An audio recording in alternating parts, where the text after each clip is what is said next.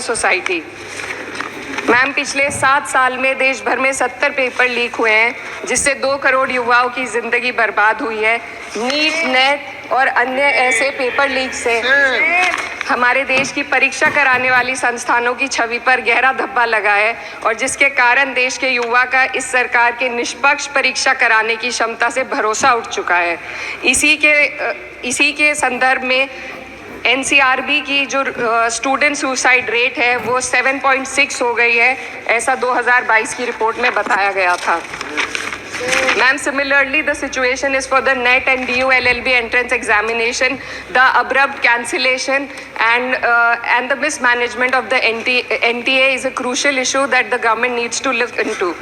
Ma'am, I would also like to bring to your attention the discrimination against minorities in this budget allocation, especially in the case of closure of the Maulana Azad Foundation. Despite the Prime Minister's vision of minorities progressing with Quran in one hand and computer in the other, this undermines efforts to boost educational opportunities.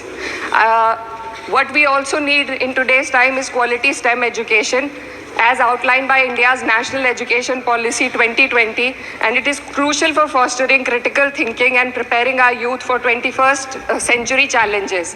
But ma'am, only 18.4% schools have functional computer labs, and there's a significant gender gap in STEM enrollment, with only 28% of females compared to 36% males.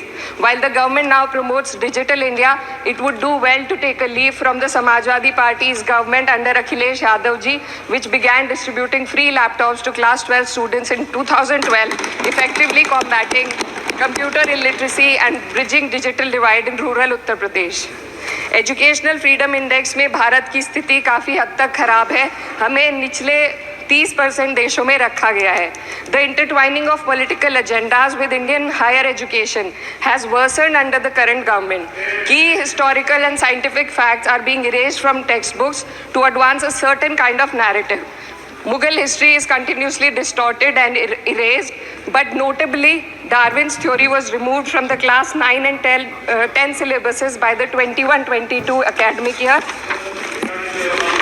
And the topic of evolution was completely excised from school textbooks. This distortion of educational content undermines academic integrity and damages India's educational ethos.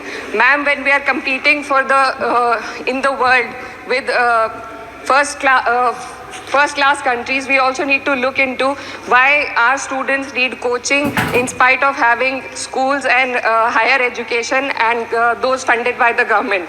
The incident of 3 students dying in UPSC coaching has once again exposed the harsh reality, just a minute man, and plight of a significant segment of our population.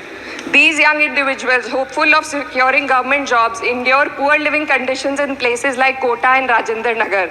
This situation calls for a deeper reflection on the shortcomings of our outdated education system. The coaching industry in India has become a critical part of the educational landscape due to the failures of the traditional schooling system. The national education policy fails to address why students rely on coaching in the first place. So, ma'am, I would like to end with certain demands to the Minister for my constituency. मेरे संसदीय क्षेत्र कैराना में आपके माध्यम से सरकार से मैं मांग करती हूँ कि विजय सिंह पथिक डिग्री कॉलेज कैराना में बीएड एलएलबी जैसे कोर्सेज शुरू किए जाने चाहिए, जिनसे युवा और महिला अपने रोजगार खुद ढूंढ सके।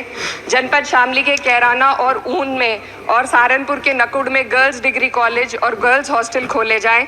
जनपद शामली में नया केंद्रीय विद्यालय व जवाहर नवोदय विद्यालय खोलने जाने की मांग करती हूँ।